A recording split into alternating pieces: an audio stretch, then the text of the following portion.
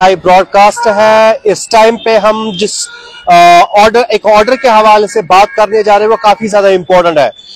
Government of Jammu and Kashmir की तरफ से एक ऑर्डर जेएडी ने कल एक ऑर्डर इशू किया जिसमें यह कहा गया अगर किसी भी शख्स को पब्लिक सर्वेंट के खिलाफ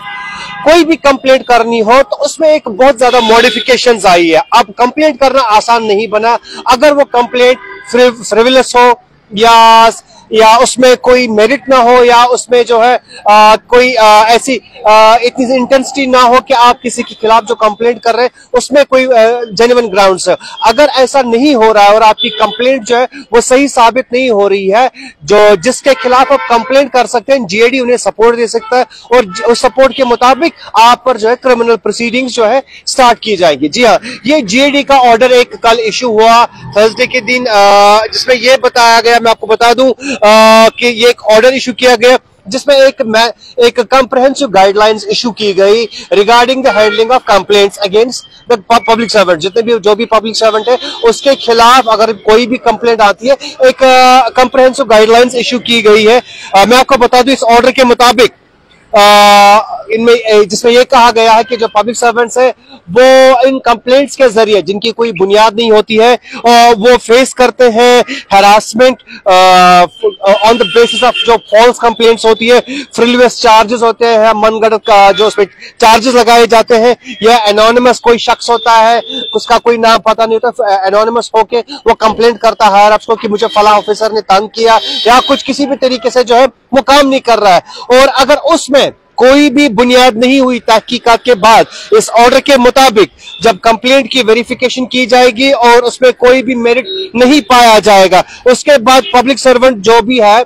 उसे जेएडी गवर्नमेंट की तरफ से एक सपोर्ट दिया जाएगा ताकि वो उस शख्स के खिलाफ जो है क्रिमिनल प्रोसीडिंग्स स्टार्ट कर सकता है। इवन ये तक कहा गया है कि उनके लिए क्राइम ब्रांच भी उनके डिस्पोजल के लिए रखा जाएगा अगर वो चाहते हैं कि वो कंप्लेंट जो है कैरी फॉरवर्ड करे। मैं आपको बता दूं ये जो ऑर्डर है ये इसके जो ये आउटलाइन जो फर्दर ये आउटलाइन मेजर्स कर रहा है वो बताता है कि किसी भी लीगल एक्शन ली जाएगी अंडर सेक्शन 142 जो है आईपीसी के तहत और प्रोसिक्यूट किया जाएगा उस शख्स को जो कंप्लेंट कर रहा है किसी ऑफिसर के खिलाफ और जिसको कंप्लेंट की कोई भी बुनियाद ना हो, और उसके खिलाफ जो है डिपार्टमेंटल मेजर्स भी कंसिडर किए जाएंगे अगर कोई कंप्लेंट जो है किसी ऑफिसर के खिलाफ या किसी गवर्नमेंट एम्प्लॉय के खिलाफ जो आती है और अगर वो कंप्लेंट सही साबित नहीं हुई उस अफेक्टेड एम्प्लॉय को जिसके खिलाफ ये कंप्लेंट की जा रही है और उसको जो है असिस्टेंस दी जाएगी कि वो अप्रोच कर सकेगा क्राइम ब्रांच को फॉर क्रिमिनल प्रोसीडिंग्स, और उसे फैसिलिटेट किया जाएगा कि वो लॉ सूट फाइल कर सकता है उस शख्स के खिलाफ जो जिस शख्स ने उसके खिलाफ कंप्लेंट फाइल की हो और जिसकी वजह से फॉर किसके लिए वो लॉ सूट फाइल कर सकते हैं, एक डैमेज के लिए इंक्लूडिंग फाइनेंशियल लॉसेस और emotional distress. Additionally legal support offer किया जाएगा through department of law, justice and parliamentary affairs. और फॉर्मल इंक्वायरी जो है वो जो है कंप्लेंट्स जो भी कोई रजिस्टर्ड ऑर्गेनाइजेशन होगी, इसमें सबसे बड़ी इंपॉर्टेंट बात जो ये है कोई भी रजिस्टर्ड ऑर्गेनाइजेशन अगर कोई कंप्लेंट फाइल करती है किसी ऑफिसर के खिलाफ या किसी रेगुलर प्रेस नोट के जरिए उसमें जो है एक किसी ऑफिसर के खिलाफ कंप्लेंट की जा रही है जिसमें उस केस को इन्वेस्टिगेट किया जाएगा और पोटेंशियल एक्शंस जो है एक्शंस ली जाएंगी including reporting to the Press Council of India. यहाँ पर जो हम इस ऑर्डर के मुताबिक समझ रहे हैं कि अगर कोई भी ऑर्गेनाइजेशन यहाँ पर मुराद की जा रही है कोई भी ऐसी रजिस्टर्ड ऑर्गेनाइजेशन जो कंप्लेंट करती है किसी ऑफिसर के खिलाफ, तो गवर्नमेंट जो है एक तो सपोर्ट करेगी उस अफेक्टेड एम्प्लॉय को इन केस वो अगर वो कंप्लेंट सही साबित नहीं हो रही है वो लॉ सूट भी फाइल कर सकते हैं। और साथ ही साथ उस इशू को लेकर रजिस्टर्ड ऑर्गेनाइजेशन अगर कोई फाइल करती है कंप्लेंट और उसकी बुनियाद नहीं होती है तो उसके बाद गवर्नमेंट जो है उस इशू को लेकर प्रेस काउंसिल में जा सकती है फॉर स्टॉपिंग गवर्नमेंट एडवर्टीजमेंट अगर उस ऑर्गेनाइजेशन के पास गवर्नमेंट एडवर्टीजमेंट आती है। तो मैं आपको बता दूं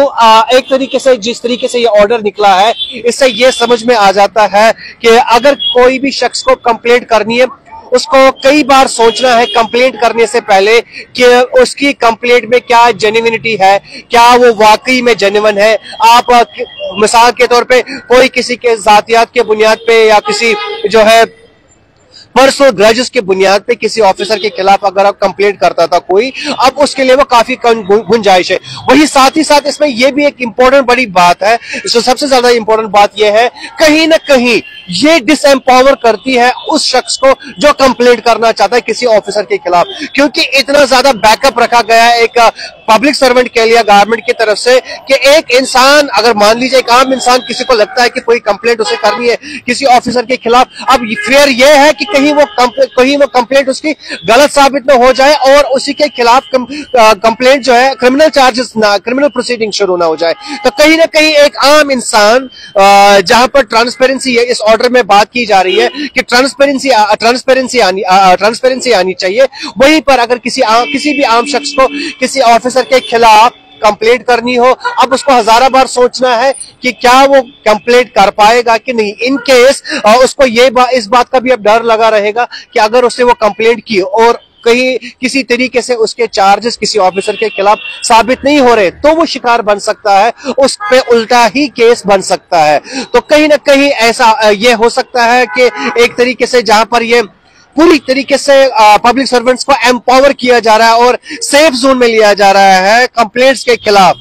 वहीं पर जो एक आम इंसान कंप्लेंट करना चाहेगा वो कहीं ना कहीं डिसएम्पावर भी हो रहा है, क्योंकि इस बात का उसको डर लगा रहेगा कहीं उसकी कंप्लेंट गलत साबित ना हो। अब आने वाले वक्त में ये देखने वाली बात होगी कि